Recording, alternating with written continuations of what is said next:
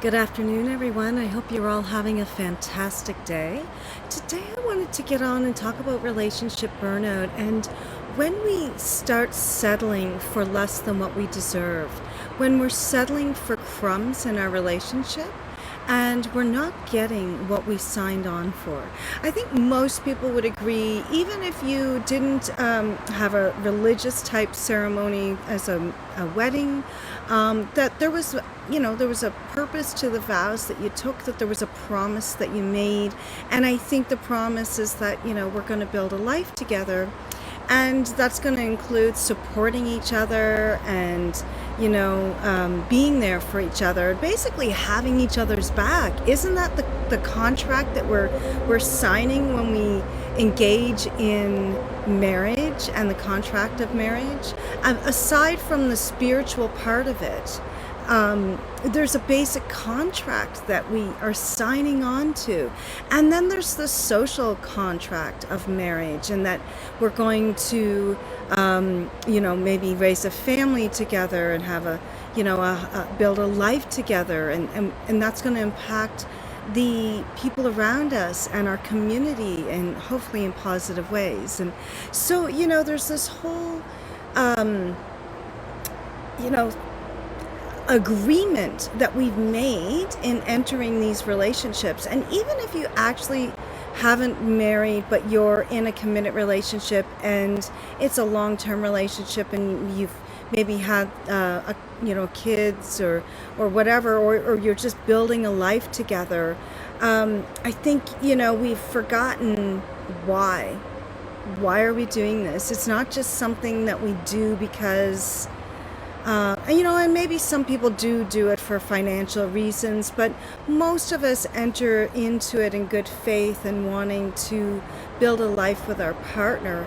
And so I guess my question is that when you promise that, and when the other person promised that, I get that circumstances change, and people's mental health changes and whatnot, but and I do know that long term, it's really hard to keep that in focus, to really keep that in the forefront of your relationship as time goes on. And I know that that's certainly been the case with my husband and I.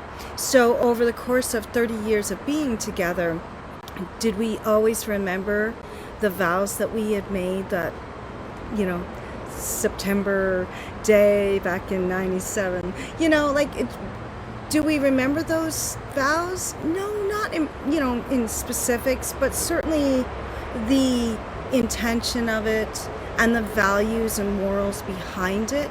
And so even though neither of us are religious people, we made those vows to each other in front of loved ones in our community, and so and to each other, right? So we made these vows to each other. So yes, there's going to be times when one person's not able to give as much as the other, and so it's not always each person giving 100%. That doesn't make it's not practical to expect that could happen. And just because life is going to be experienced by each person in different ways, and so there's sometimes one person just has more resilience for the situation than the other person, or they're just feeling more resourced, or whatever the case may be. There will be times when it's uneven, and you signed up for that, but you didn't sign up to constantly do without. So yes, a relationship, a healthy, deep, loving relationship does involve some selflessness. There has to be some selfishness as well, so that we're not just being okay with accepting, the least amount of effort or crumbs from our partner. That's not fair, right? That's not what we signed on for. And so hopefully we wouldn't do that to our partner. And so we expect more from them, and we should, right? And if you express these needs and the things that you need in order to feel loved and cherished and nourished, and the response that you get is you're too needy, or I do these things for you, and they start ticking off all of the things that they do that they think is showing love. And maybe it is to a certain extent, but realistically, I wouldn't say to my partner, hey, I could really use some more words of affirmation, if I wasn't actually needing words of affirmation. So yes, it's great, and I do take the time to practice gratitude for all of the things that my husband brings to our relationship.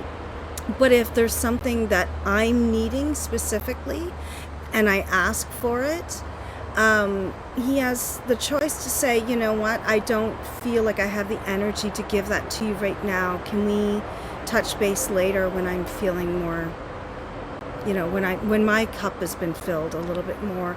And that's a completely legitimate response. But if his response was, oh, whatever, or why are you so needy, or I do all of these other things for you, why are you never happy?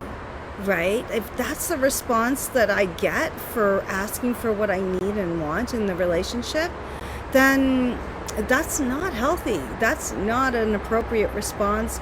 That is not validating at all to the fact that I'm a human being with needs, right? And so are they. So, in my relationship, as what I can control and what I can do, I try to do for my partner the things that I know will help him feel appreciated and loved and nourished, and I like to care for him in all the little and big ways that he likes, right? So why wouldn't I expect that for myself? And I hear so many people saying, like, I do this and I do this and I take care of the whole household, and I do all of the household chores, and it's still not enough. And when I ask for what I need, I get told that I'm too needy. You're not. They're unwilling to give you what you need.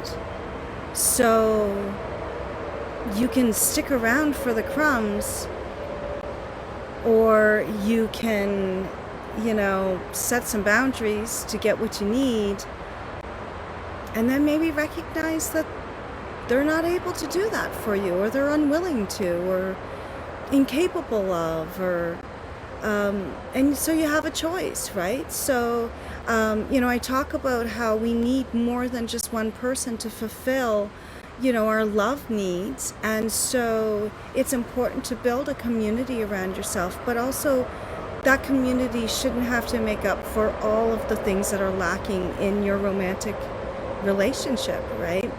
So yes, if your love language is touch and your partner's love language isn't, which is the case with my husband and I do have to work harder to meet his love language needs, but I also can't be the only one to meet those needs for him. So, he needs to book in for a massage and go get a massage done, or he needs to, go sit in the hot tub for a little bit so that he can feel that kind of sense of touch against his body, or maybe he needs to go take a nice long shower and do for himself the things that he would need to do in order to feel nourished, right? So that it's not all on one person to meet all our needs. However, if they're not even meeting the basic needs of what we would expect from a healthy, respectful relationship, then you need to ask yourself, why do I